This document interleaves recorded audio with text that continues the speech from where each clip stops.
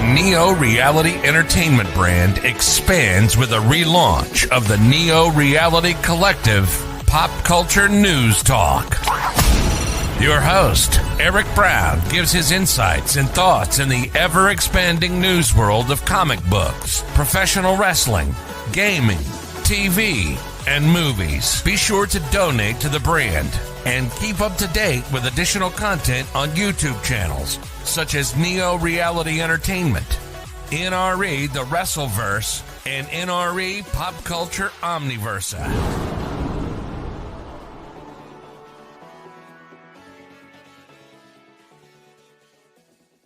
Today's edition of Neo Reality Collective is brought to you by Anchor.fm, a free distribution service podcasting hosting platform that allows you to record your podcast on your phone or computer. Anchor will distribute your podcast for you so it can be heard on Spotify, Apple Podcasts, Google Podcasts, and so much more. You can even make money from your podcast with no minimum listenership. It's everything you need to make a podcast in one place. Download the free Anchor.fm app or go to Anchor.fm to get started today. Thank you and enjoy the episode. Here we are, the final chapter of the Hickman X-Men era. Long time coming. Inferno is the issue number 4, the final chapter of the X-Men Hickman saga, the House of X side of the Marvel Universe. But ever since the issue came out on Wednesday, there have been other updates on Hickman appearing on a podcast called Explain the X-Men Podcast on their 150th podcast. Hickman decided to reveal some interesting details regarding what was originally going to happen in his X-Men side of the universe. Basically, we get a glimpse of the X-Men he would have told if he had been allowed to, do everything he wanted and not have any of the whole we want to stay in the first act kind of shtick. First part of that series was going to be Al Ewing. If I butchered his last, Al Ewing, sorry. Basically the guy who does a lot of the cosmic side of the Marvel side of the universe. He, at Space, basically, he was set to write, originally was going to write Moira MacTaggert as an X-Men comic. So that's how they got him in X-Men. Originally was supposed to be brought in by Hickman, and he was going to write Moira X, though that story ultimately did not happen. It could still happen, but much differently. Saying, that's how we got Al into the office. I seduced him with an Al, come do this Moira book. And he was like, I don't know. And then he thought about it, and all of it started to click for him. All of that changed, though, of course, when it became clear that I was leaving. So we pushed all that stuff into a box that blows up a little bit in Inferno, but it blows up a lot more later. As for why we used Moira, it needed to be someone who we didn't know was a mutant, and it needed to be a power set that would allow us to explain why they were scheming as hard as they were. Why they wanted to go to the ends that they were going to take them. What it is, with its fascination, is always building a nation. It's failed so many times before. Why do you keep trying to do it? Because we feel like that's the solution. That would work in the generational timeline. And I just love the trial and error of trying to figure it out. It also explains the big reason why she got the legacy virus. I think that's the biggest tell I've ever seen in my entire life. I know that Chris Claremont didn't feel that way. I know he wrote around it. I know that's the reason why narratively you do it is to humanize it and not mutanize it. And to say it affects all of us and not just mutants, I'm sure that people pushed up against that pretty hard, but I also thought it would have worked why Xavier has always been the way he's been. It's almost like he's Breaking Bad. He always goes a little bit too far, and he's always pushing it in a way that completely contradictory to his position, and it's just kind of all clicked as a story. Of course, it doesn't work 100% because it's a retcon, and there's plenty of issues when I'm sure that it really runs incorrectly, but sometimes you have to make radical changes where you're dealing with that kind of satira in the continuity. And we made a choice, but I loved her as the idea of it being her as her. Not being a human, but pretending to be a human and actually wanted to be a human being the motivation for why she became an antagonist, a protagonist in the background. So, yeah, there's been so much talk over the history of the X-Men of creating a third voice, a third perspective in Charles Magneto's dichotomy and whatnot. there, and it feels like this is where we in some ways finally got what we needed, something that just outside the simple binary that was like, no, this is much bigger than either of you are thinking about right now. That's the idea behind the council and everything. I feel like there were voices that if you took the mutants and removed death and therefore the ultimate version of danger, they would begin to build a culture. I thought there would be a lot of questions that would come with a lot of really logical places. That's why I made the choices of who sits on the council. Some of them are deals with the devil, some who are just pragmatic decisions, others are just bartered and traded for people who wanted to become powerful, just like Charles and Magneto are. And now we're in the position where we're shifting even more, and we'll continue to shift until we reach the apex version of the most dynamic storytelling possible. Another thing was revealed that Marvel plans for Storm to have Black Panther's baby in X-Men. That was a thing. Or that whole Storm storyline they were going to do initially. The first one was going to be when Storm is screwed up and injured, and when Jean and Emma come out of the psychic rescue. You were going to find out that what was wrong with her was she was just pregnant, and she was pregnant with her and T'Challa's kid. Then the next couple of issues would have been having her to go into the world and having the kid, and the kid will be raised in the world. So it would be the heir to two kingdoms who didn't know the mother or the father. But you would have gotten a whole bunch of stuff coming out of that world that would have crashed into all of that. And the reason why we didn't do it is because Marvel had other Black Panther plans that got pushed in. And then also they didn't want to go in that direction, but it was too late to change it. Russell was already halfway through drawing the book, so all the stuff in those giant-sized X books, all those changed on the fly, which is why it's a little bit of a mess. But that was actually going to be a really cool thing for some stuff that was going to happen later. We were going to do the Avengers Next Kid, their kid from the future, cartoony thing, and there would be some stuff that was going to happen much later. That kid would have been a really big part of it, because he would have been able to unify. He'd be a leader of two different societies, which would have mattered a lot later on, so adds so much context to these giant size specials. So, yeah. The original plan was, Jean Grey and Emma Frost and Giant Size Storm, and Jean Grey and Emma Frost were originally going to have Storm be pregnant with T'Challa's kid. But that ultimately did not go the way they hoped, and, well, that's off the tables, it seems, or at least probably till down the road. Also, Hickman wanted to talk about why he wrote House of X and Powers of 10, regarding why wrote everything that was wrong with the X-Men during this time period before he took over. He also revealed more about the books he was planning to do, had he stuck around and been allowed to continue his work unquestioned. So, one was Generation X, saying, I feel like this whole Generation X cast was fantastic. I mean, just fantastic. And for some reason, we never got to it. It's the eternal youth problem with Marvel time, and that happened a really small window. Whenever you compress the top and bottom together, same thing for the next generation of kids that never come along.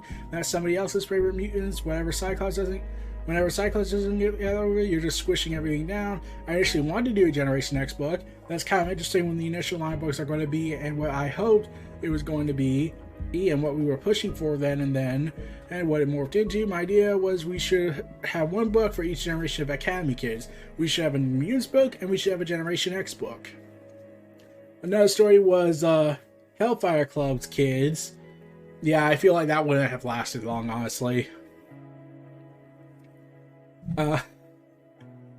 And Hellfire Club kids, and then on the flip side of that, we should have had a Hellfire Club. Emma's kids, the thing about working with the X-Men and all that continuity, so there's much to mine, and there's so many directions you could go in, and then at some point it just becomes an economical choices, and people actually having to want to write things. Another story was going to be the Imperial Guard. It was called the Imperial Guard. I was going to do an Imperial Guard book with Bobby and Sam, and it was going to be them on the other side of all that technology stuff in the Shi'ar Empire, and the Imperial Guard and Starjammers would have been part of it, I'm sure. But it would have been a big space book seeding all that for what we're in, where I was going to crash it all together, but it was going to seed all of them in a pretty intense way. It was I'm bummed about that. I clearly set them up to do all that. When I did those 4 issues of New Mutants, that was clear where we were going with it all along. I have a couple of things that I was really looking forward to doing that I'm just not going to get to do, but they're in great hands. Another story would have been Mr. Sinister! Mr. Sinister! I thought he was a total pants character for the longest time and really terrible until Killian Gallion unlocked it and I used it in Secret Wars. He was a big part of that, and I never stopped building that for Gillian and to come back in, even when Kirian and didn't know that he was coming back in. So I tricked him. I pulled my own little Sinister thing there, and Kirian is where he belongs. And man, the stuff that he has lined up in Council-wise and Sinister-wise is pretty great stuff. Which will be part of that Immortal X-Men book, which was revealed to be the original title for Inferno. Well, that was now being written by Gillian after Hickman left.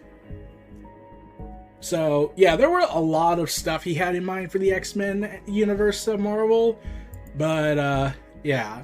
One of the biggest things that he wanted to do, but Marvel basically told him no, was that he was gonna have Rogue be a main character of sorts in the Inferno story. He originally was either gonna say, can I expand the book, or give me more issues? And they told him, no, you can't. So the story in issue 2 was that Mystique, disguised as Charles Xavier, sees Hope Summer take his role as the Krakoa resurrection process, as said, bring Destiny back from the dead, and Hope would take the helmet and would use it for Trial of Magneto in between the 3 weeks. That's my best guess of the timeline. But, yeah. Hickman revealed that, yeah, that was the original plan for Rogue's absence, saying, clearly Rogue is super important to the Mystique Destiny paradigm, and I was going to have her be the person who stole Emma's powers, and she would have brought Destiny back. She would have been the one who used the Cerebro to inject Destiny's mind back into her body, but the problem with it is that if I did that, I would have needed a lot more real estate to do that. All that Emma pieces that we needed, it just didn't work. I wrote a version of it, and it was so cool, but I didn't have the space to do the other things I had to do. And so a darling had to die. It sucked because I don't think I got to write Rogue the entire time, outside of a couple of panels in House of X and Powers of 10. There are a lot of X characters I didn't get to write and that I really wanted to, but there's a lot of them that's bound to happen. So, yeah. There are indeed a lot of characters I think Hickman wished he could have worked on, but never got the chance to, and Rogue was probably really going to be one of them. But sadly, you're working with licensed material, and there's an editorial above you saying, nope, you can't do that, you can't do that, you can do this, you can do that, but you can't do this. And they couldn't really have Hickman, despite being Hickman and being their hot seller of comics, they couldn't have him basically be told, you are above us, so do whatever you want. Which would have really probably pissed off the people at Marvel, because the writers at Marvel, because they would have been told none of you are as important as Jonathan Hickman, which kind of would demoralize a lot of things. So sadly, there was no balance between them. So Hickman got to do some things he wanted, but he never got to really execute the whole thing he wanted. And now they're in this limbo state of Act 1 of a 3-act story that never got to be materialized. Maybe he'll reveal the entire 3-act structure he had planned, but yeah, we're kind of in the Inferno stuff and whatnot, and this looks like, the way the story goes, it feels like this would be an Act 2. This would be the beginning of Act 2, but due to Marvel and their need to stick to a point in timeline that would sell, I get a feeling that's not going to be the case, so I think they're still in, quote, Act 1, especially since there are ideas here that does look like it was supposed to go to Act 2 and 3, but had to be compressed down to Act 1. But, we covered all that stuff from Hickman stuff that came out. Let's dig into Inferno number 4 after these messages, and finally end this saga of craziness and Game of Thrones politics and X-Men. Take care.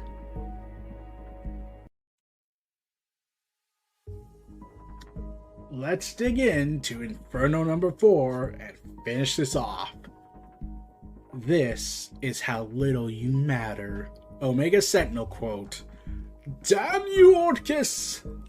So yeah, after what happened in issue 3, when it revealed that mutants finally broke the cycle of hate in terms of becoming the villains of the story, basically, yeah, that didn't end well.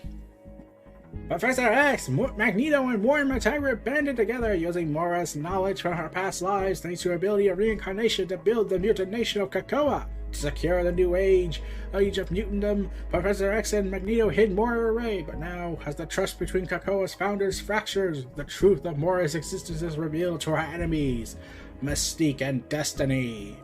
Finding Moira missing, Professor X and Magneto follow the tracker they placed in her arms straight into a trap, face to face with Nimrod and Omega Sentinel, the organisms behind the anti-mutant organization Orchis. Meanwhile, Mystique and Destiny are determined to punish Moira for what she's done to them, no matter the consequences. Written by Jonathan Hickman. The end of an era. We're gonna miss this era. I just know it. Terra Verde. Nimrod. I will never take that name not seriously. Omega Sentinel versus Charles Xavier, Professor X, and Magneto, the Orchis node, the end of the line. You are trespassing, mutants! Be warned, we have power dampeners and stasis projectors. Surrender yourselves immediately or we will have no choice but to take you by force. You will submit to human science! And you will submit now! Oh my god, Dr. Insano finally lost it and built his military force. That's Nimrod. He's delivered himself to us. And Omega, along with no small number of Orchis agents, but I can't find Moira. They must have her, and this is some kind of trap. My fear is that it's more complicated than that, but of course remains quite simple. Find her, destroy them. So, after all we have built, nothing has changed. Once again, we win or we die. Are you with me, Charles? Always. Do you hear me, mutants? This is your last chance. Is it possible that you cannot recognize the look in their eyes, Commander? These two, they would die for the cause. So would we. So you were dead as soon as you walked through that gate. What? This battle is for Titans, those of consequence. And you, as though you are not even here. And Nimrod and Omega Sentinel slaughter the Orchis guards, with the endings being, this is how little you matter. Why? Xavier asks, pondering what the hell just happened. That's our secret. We've held it close, hidden from the world. But here it is. We hate them as much as we hate you. And this is your nightmare, no? Mutants finally claim their rightful place ahead of humanity. I want to have your real enemy reveal itself. Listen to me, mutant. It's not a nightmare if it's real. We have woken up, and now wonder, how hard will you fight for your survival? Or is this finally the day that you accept your fate? We could ask the same of you, and we will. Mortal Kombat! Do I have your leave, Charles? I've checked. We're the only living things here. Bring it down. And a massive satellite crashes down to the ground. Thus, Mortal Kombat begins. Good try.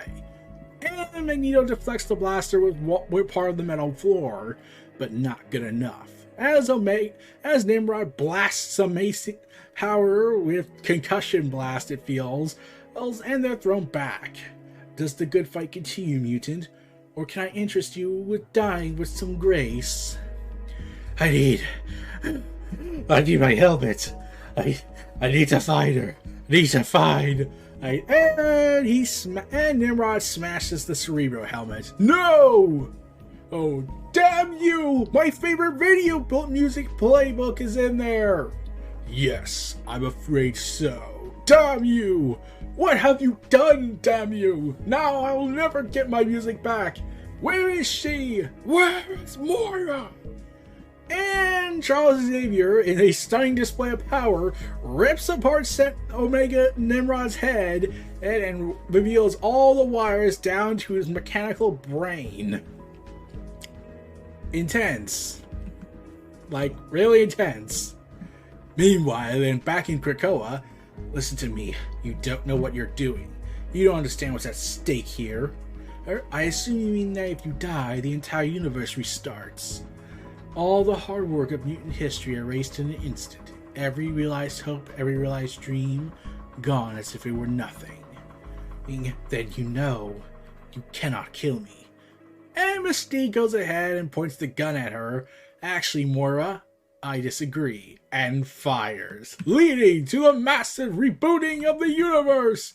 And then, the death of Moira X. Meanwhile, back in the day, so you're saying this one out like a coward. Oh, we're back at issue 3. Don't be too harsh, Raven. She's not done yet.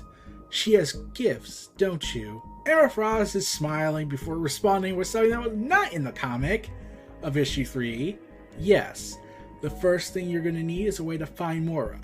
Charles and I share the same telepathic powers, but they manifest themselves quite differently. When he looks into a mind, he tends to see strengths. I, however, see weaknesses. I see flaws. Moira tried to hide things from me when I was reading her mind, which drew me right to them. She has a colony tracker in her arm. You can find her that way, and you can find her and handle our problem. But as long as she's a mutant, killing her does nothing, which means we are caught. Odd helpless in a perfect trap. No, you cannot kill her as long as she's a mutant.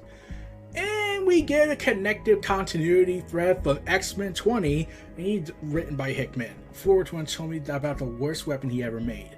A gun that turns us into them. That makes a mutant human. But I saw the look in his eyes. He would never give that to us willingly. He would never. And Emma Frost has it. Yeah, we never get the explanation where she got that from. Did she forge to make it? Or forge it, if we want to say that. And yeah, we're not told if she found it from some prior continuital event or if she built it herself after reading his mind, but I don't think Emma has the technical savvy to do that. So yeah. So Emma Frost has the key to kill Moira X. Gifts. How to find Moira and what to do with her once you have. 3 hours ago. Oh, so it turns out Mystique had this whole scenario plan where they would capture Moira Orcus, they would take her to the facility, they would bomb the facility with gas grenades that would drive everybody into a crazy frenzy and kill each other in a massive massacre, or with Nimrod and Omega being informed of what happened, revealing Mystique from 30 minutes ago to 25 minutes ago, where they cut off Moira's arm, to 20 minutes ago. So it took 5 minutes to cut off her arm. I bet Mystique was having fun. I am everywhere and I am nowhere, a shadow unchained and unleashed. The world made me this way, so let the world suffer, whoever its masters may be. Now we cut to now. I was so angry with Xavier and Magneto for the way they treated me. I didn't understand their cruelty, but then she showed us. You shared who you really were with the White Queen, and she in turn showed us you, who and what you really are. And then I understood why you worked so hard to keep Destiny and I apart. I understood why you feared us. We burned you in another life. It wasn't that you hated what you were, it's that you felt the need to hate what we were as well. But now, after all this time, all those lives you're human, I have given you what you've always wanted. How does it feel? My arm hurts. Not for much longer. This is your plan? You've taken away my powers, and now you're going to kill me? Of course, Destiny proclaimed. Why shouldn't it be our plan? Don't you know? Can't you see it? This is a profound nexus point. The most I've ever experienced. I honestly wasn't expecting this moment to have this magnitude. With each word spoken, with each action taken, my vision doubles, blurs, it comes and goes. Possibilities of branching realities and potential tomorrows all fluctuate wildly. What we do here today will matter, for good or for ill. So, yeah. They're referencing stuff from Loki's series, aren't they? I wonder how Hickman felt. Like, he had his own written stuff here, and Marvel came in and said, look, you gotta say stuff from the Marvel TV shows, because even though the X-Men are not part of the Marvel Cinematic Universe yet, probably until the Multiverse of Madness happens, but, yeah. You have to write references to the MCU, even though we're supposed to be the one that makes the MCU revolve around us, not us revolve around the MCU. For good or for ill. Your hope is that with my death, you will lock in this perfect timeline I've made. Yes, doesn't matter that you at all that I don't believe in it. What you believe in? No one here cares about what you believe in. You've hidden it well. A liar who lies as easily as she breathes, but make no mistake, we know who you really are, a traitor to your kind. I mean, here's the thing that makes this confusing. If Moira wanted nothing to be more than to be cured, why would she build the nation? Yeah, I'm still wondering about that. This is the part where we're getting confused. So yeah, she continues to explain what her reasoning. You don't know what I know. You've just seen glimpses, the briefest moments of a millennium. You don't know who wins or loses. I do. It's the same thing every time. The humans win or the machines win, and we always lose to one or both of them.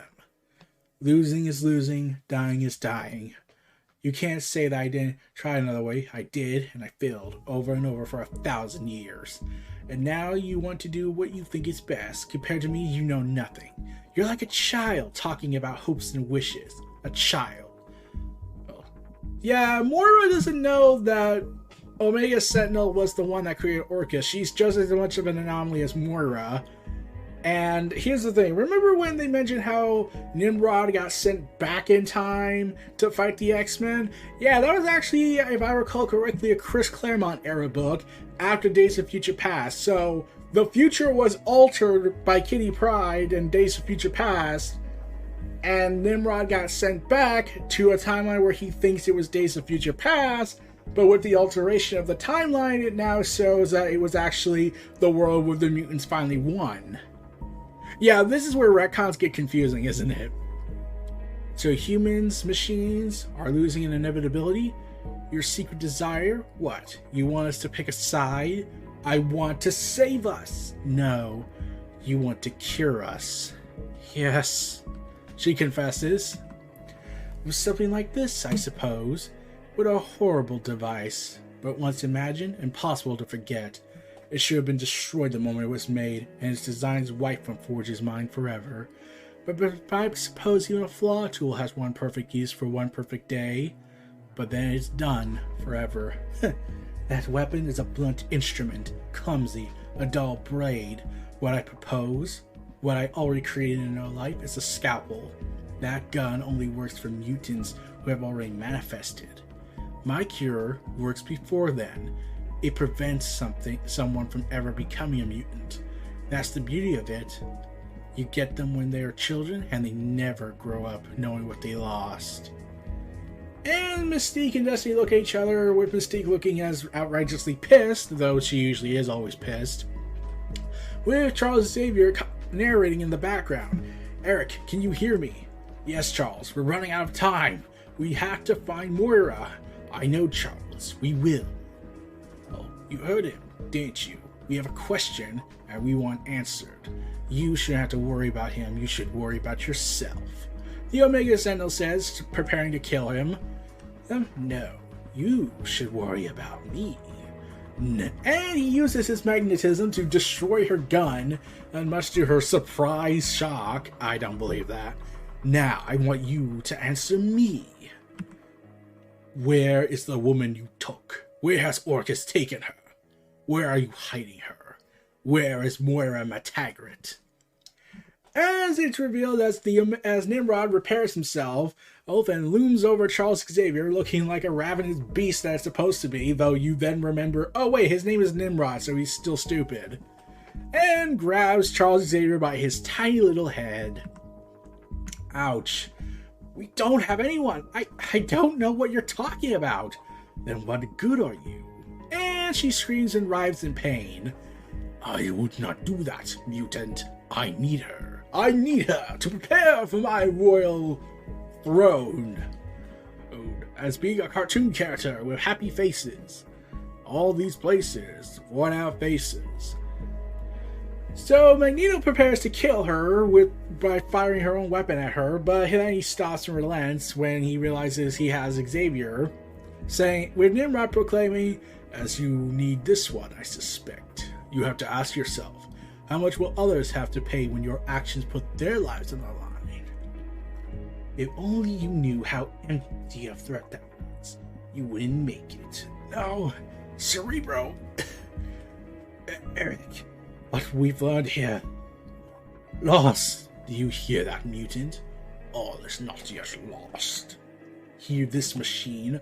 I have lost everything multiple times over, so I am well conditioned to accept small losses for greater gains. Well, that sounds like we're negotiating. I'll let him go if you release her. We can call it a draw today. We'll go our separate ways. Then Magneto contacts Xavier saying there's no version of this where you leave here alive. Then we let them go and let them leave. And you and I will stay and settle this. Not like men, but as their betters, to our end, to the death. What do you want me to do, Charles? They don't have Moira, Eric. She's somewhere else. That knowledge will die with us.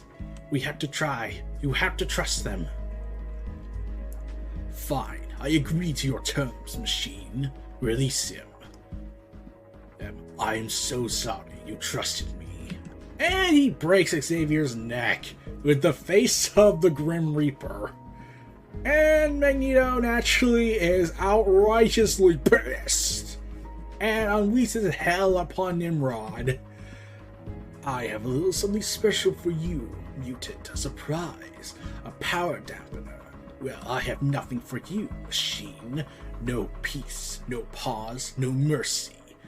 And he just shatters the Omega Sentinel into multiple pieces as he battles Nimrod to the death in a fight against magnetism and strength and machinery. However, the Omega Sentinel still has the power dampener as Magneto throws more metal sharp edges onto Nimrod and continuously pounds away at him. Now you're probably wondering, why can't he just, use his magnetism to just make him explode and never replicate himself? You see, there's the obvious question about that. Considering how he kicked the X-Force's ass in the first issue multiple times, it seems, from what the reports were saying, I get the feeling that they had it planned for this. Like, they can't protect him from outer magnetism forces, but they can protect him internally. So it wouldn't have worked. So, yeah. The Omega Sentinel activates the power dampener still with her destroyed arm, and then Eric realizes he has no power now. No. As the Omega Sentinel blasts him in the as Nimrod blasts him in the stomach with a vicious grin on his face, looking like the devil now. Are you interested in mercy now, mutant? Or are you still all out of it? Nothing clever to say now? Do you have any words at all for me, mutant? Omega Sentinel says as she repairs herself. This isn't over. Of course. You fight, the humans fight. It's what you do. Make war, destroy, kill. You have to understand, to us, there's no difference between you. You are the same. You're wrong. There's a difference. Between what you believe and how you treat each other, a microscopic difference, I suppose. But now, for how you see us, not for the threat, not for how you treat us. You create us to be tools, just things. And every time we start to become something more, you try to shut us down, destroy us, delete us as if it never mattered. So now it is war, and this time we will win. Tell me, did you honestly think we were going to sit around forever and just take it? I will become the Terminator! I will see you again. Of course you will, mutant. It's inevitable. After all, we are the future, not you. And Omega Sentinel kills Magneto. I think we've heard enough. You've dug your own grave and dug it deep. We cut back to Krakoa as Mystique and Destiny prepare to end this.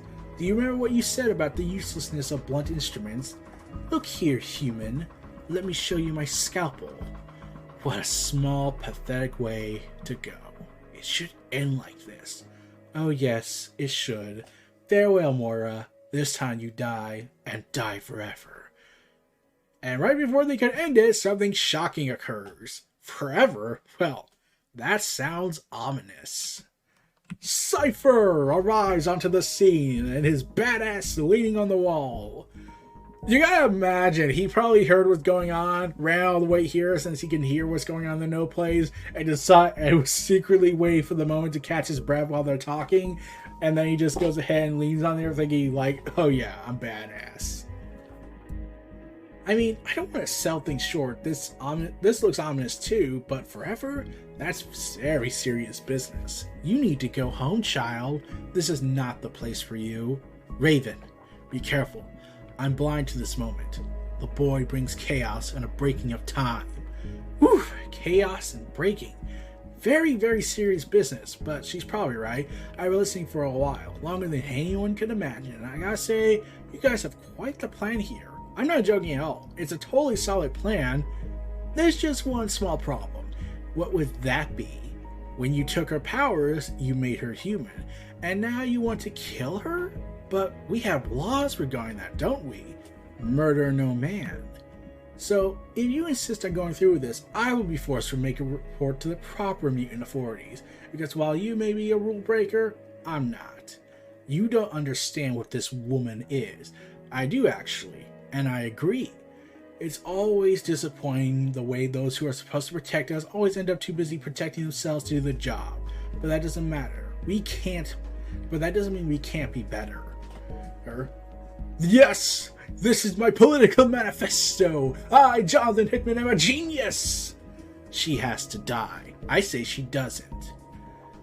I see. Well then, I have a new plan. I just came up with it.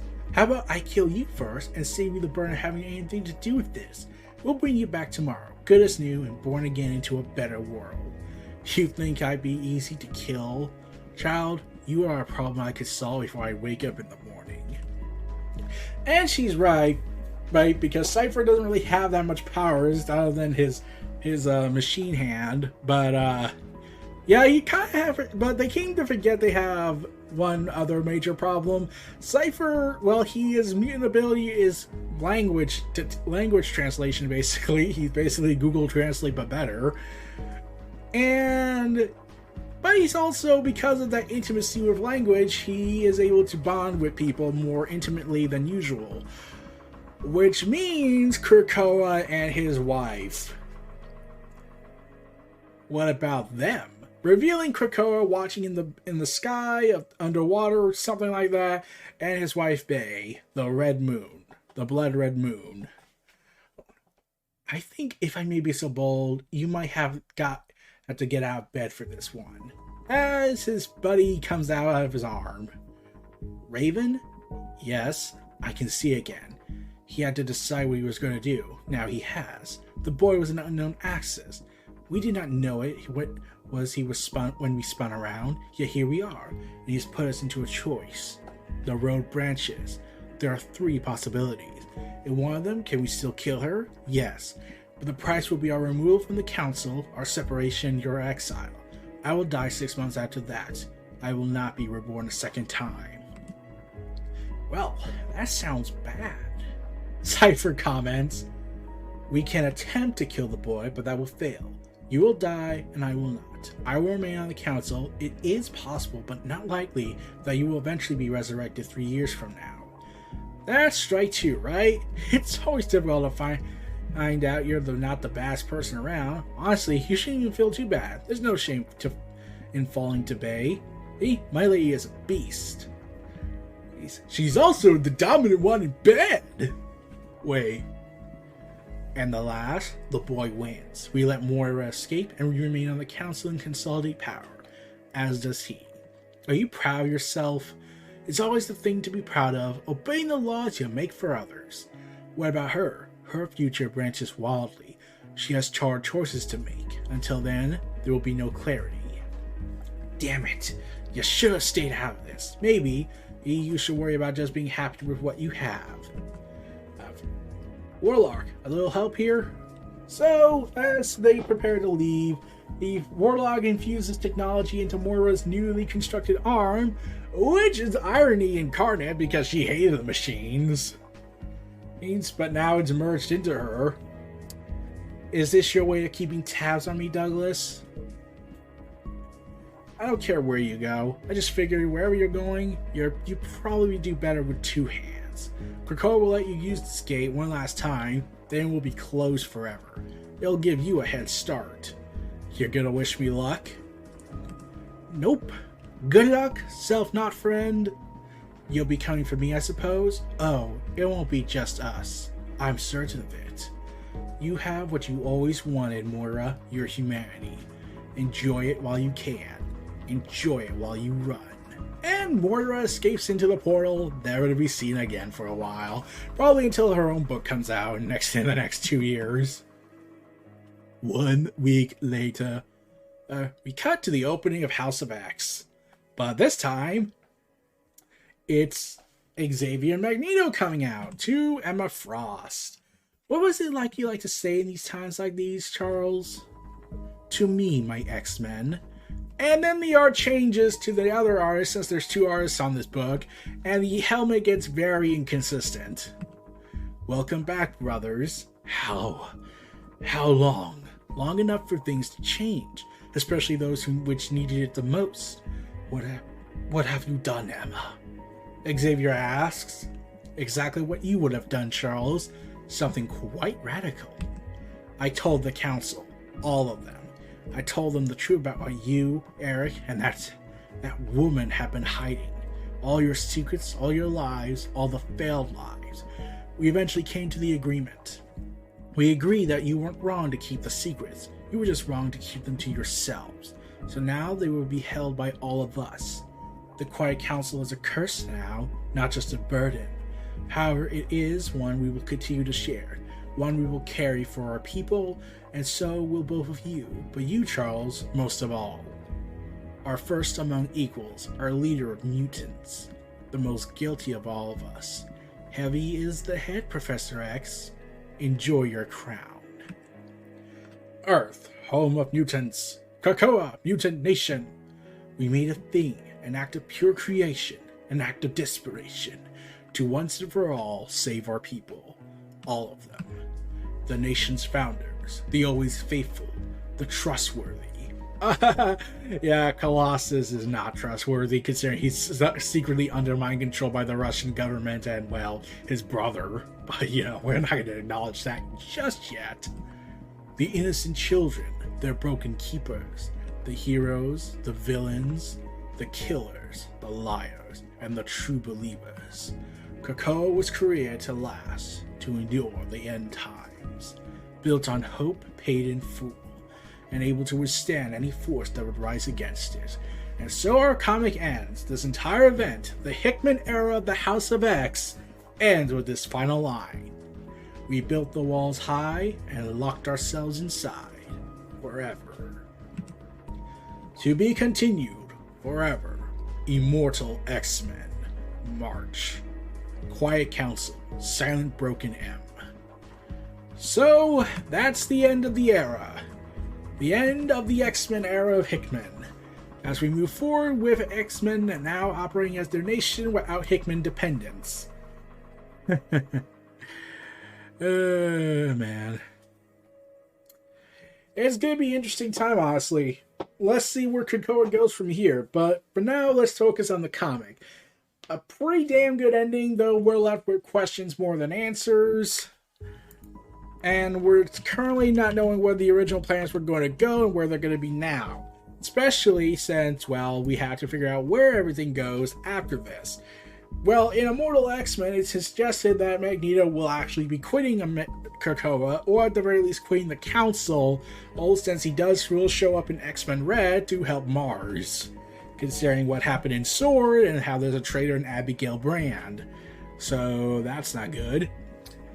But Moira is now the interesting factor. She's now running, and we don't know where she's gone. She could be hanging out in France. She could be hanging out in the cuisines. She could be hanging out somewhere else. She probably won't show up again for a long while. She could probably end up dead, and no one will care afterwards because Marvel will have forgotten her. Just so many routes they could go with this, but since Hickman's plan is still in execution mode, just on a much longer waiting time, I get the feeling we'll see Moira MacTaggert again if they ever want to officially do Act 2, or if this is Act 2, and whatnot. So, yeah. We're gonna have to see where all this goes. We'll have to see how 10 Lives, 10 Deaths of Wolverine goes.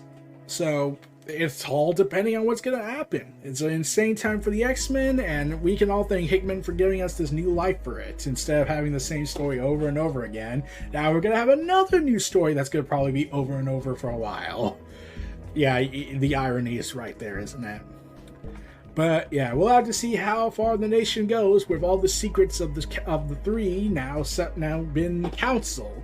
The big three of mutant kind has now evolved into the secret of the council, of the quiet council. Gonna be a dark, dark time for the X-Men probably in Destiny of X. Well, I'm gonna stick to it for every step of the way, hopefully. But that's neither here nor there. We'll see y'all next time. This was Neo Reality Collective. Stay tuned for our final ad and outro, and we'll see y'all next time. And Hickman, thank you for this glorious era of mutantdom prosperity, and we'll see you in the next run. Be sure to donate to the brand and keep up to date with additional content on YouTube channels such as Neo Reality Entertainment, NRE The Wrestleverse, and NRE Pop Culture Omniversa.